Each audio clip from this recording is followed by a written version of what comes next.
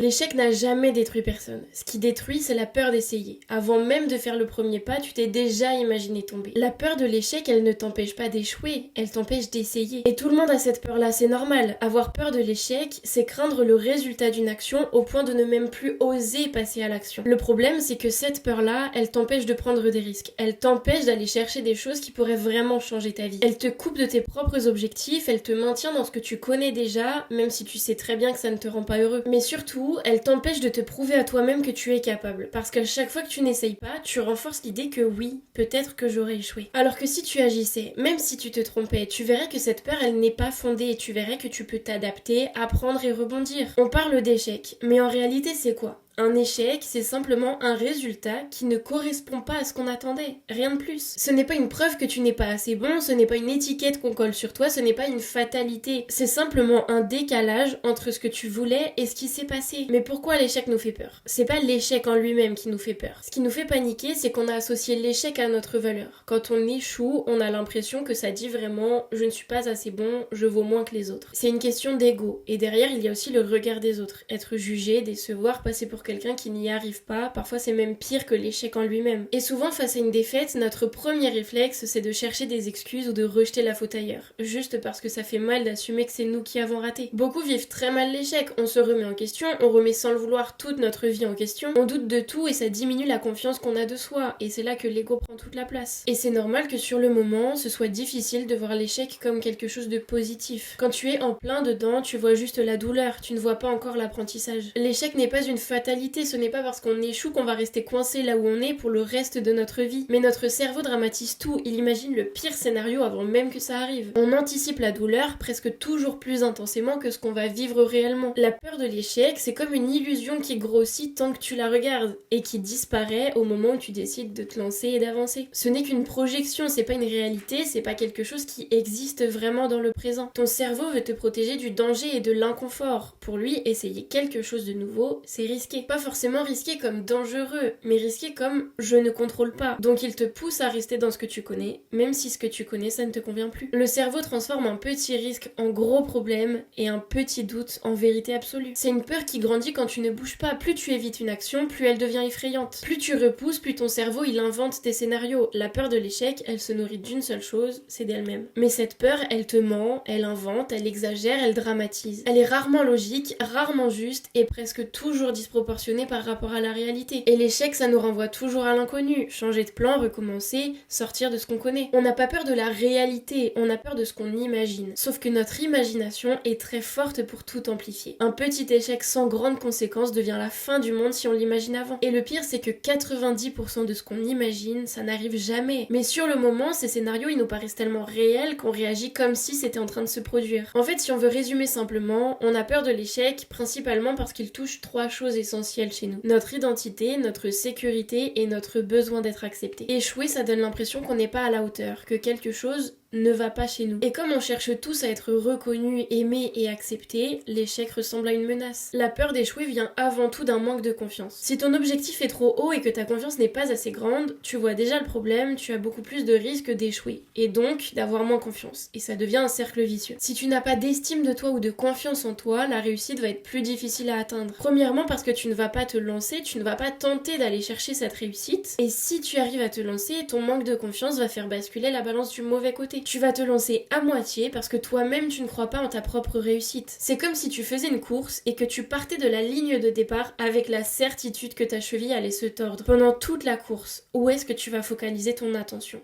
Sur ta cheville. Avec l'échec, c'est la même chose. Si tu n'as pas confiance en toi et en tes capacités à réussir, tu vas plus te focaliser sur les possibilités d'échouer que sur celles de réussir. Ce manque de confiance, il t'amène à te rabaisser, à te sentir nul et à parler de toi de manière très négative. Le regard que tu as de toi-même, il n'est pas du tout flatteur, il est très dénigrant. Et pour changer ce regard, il faut travailler sur ta confiance. C'est difficile, ça prend du temps, mais c'est essentiel si tu veux arrêter de te focaliser sur tes possibilités d'échouer et d'enfin placer ton attention sur sur ta réussite. Cette confiance, elle se construit avec des petites victoires quotidiennes. Commence avec des petits objectifs, des objectifs facilement atteignables. Par exemple, si tu ne fais jamais ton lit, à partir de demain matin, tu fais ton lit tous les jours. Tu vas être fier de faire ce que tu n'as jamais fait et tu vas te rendre compte que tu en étais capable. Créer du changement et t'y tenir tous les jours, ça va renforcer ta confiance. Crée-toi tous les jours des petits objectifs facilement atteignables, mais surtout qui ne dépendent que de toi, comme l'exemple de ce lit, et accumule les petites victoires. C'est la meilleure manière de renforcer ta confiance de jour en jour. Et tu verras que de toi-même, tu vas augmenter la difficulté de tes objectifs. Et c'est normal, c'est parce que ta confiance augmente. Tu te sens beaucoup plus capable de réussir ce que tu souhaites, parce que tous les objectifs que tu te fixes tous les jours, tu les réussis sans problème. En réalité, il n'y a jamais de petites victoires. Toutes les victoires sont bonnes à prendre et sont bonnes pour renforcer ta confiance. Sois ton plus grand supporter et crois en ta propre réussite. Personne ne va le faire à ta place et personne n'est mieux placé que toi. La plupart du temps, on remarque à peine tout le négatif qu'on dit de soi. C'est devenu tellement normal que tu ne vois même plus le problème et tu n'y fais plus attention. Mais la prochaine fois que tu as cette petite voix qui te parle, demande-toi si tu pourrais dire ça à ton meilleur ami. Sois aussi bienveillant envers toi-même qu'avec les gens que tu aimes et que tu veux voir réussir. Prends du recul, essaye d'avoir un regard extérieur parce qu'on est très exigeant envers nous-mêmes, mais ce n'est pas toujours ce dont on a besoin. Être son plus grand supporter, être bienveillant envers soi-même et croire en ses capacités de réussite, c'est absolument essentiel pour combattre cette peur de l'échec. Il y a un autre moyen simple et rapide de se redonner confiance quand on n'est pas au top.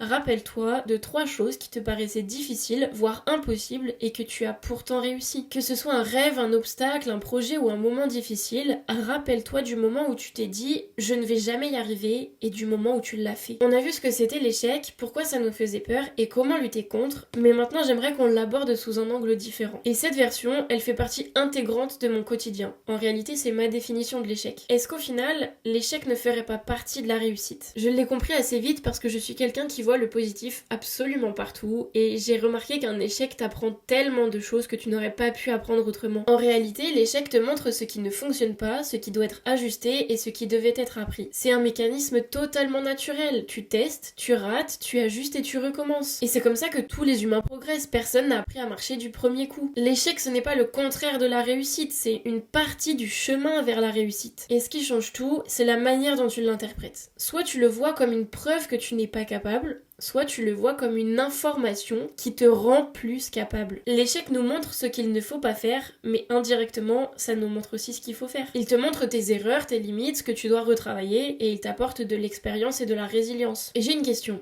Combien de réussites est-ce que tu as obtenu sans échec ? Beaucoup de choses qu'on appelle réussites, on les obtient parce qu'on est passé par des moments où ça ne fonctionnait pas. On oublie très souvent que tout progrès passe par là. Essayer, se tromper, remarquer ce qui bloque et refaire différemment. Et c'est pour ça que l'échec fait partie de la réussite. Pas parce que c'est joli à dire, mais parce qu'il n'y a pas d'autre chemin. Tu ne peux pas devenir bon dans quelque chose sans passer par le moment où tu ne l'es pas encore. Mais pour que l'échec t'aide vraiment, il faut accepter de le regarder en face. Tant que tu rejettes la faute ailleurs, tu passes à côté de l'information la plus importante, ce que toi tu peux améliorer. Il faut accepter la responsabilité de cet échec. Et là je vous renvoie à ma vidéo précédente sur la responsabilité. Et même si tu rates ce que tu visais, tu n'as pas perdu ton temps. Tu ressors avec plus d'expérience, une vision plus claire et des leçons que tu n'aurais pas eues en réussissant du premier coup. Le chemin que tu as pris et tout ce que tu as appris, c'est pas perdu. Tu repars avec juste plus de clés en main. Et tu vas pouvoir rebondir encore plus fort qu'avant. Ce n'est pas parce que tu échoues aujourd'hui que tu ne créeras pas quelque chose d'encore plus grand demain, que tu n'iras pas encore plus loin que l'objectif de base. Rien n'est jamais définitif, ton échec n'est jamais ta version finale. L'échec ne veut pas dire la fin de ta vie, tu vas juste trouver d'autres objectifs ou continuer ce que tu avais déjà en passant par un autre chemin. Ce qui m'aide quand je suis prise de peur au point d'hésiter à agir,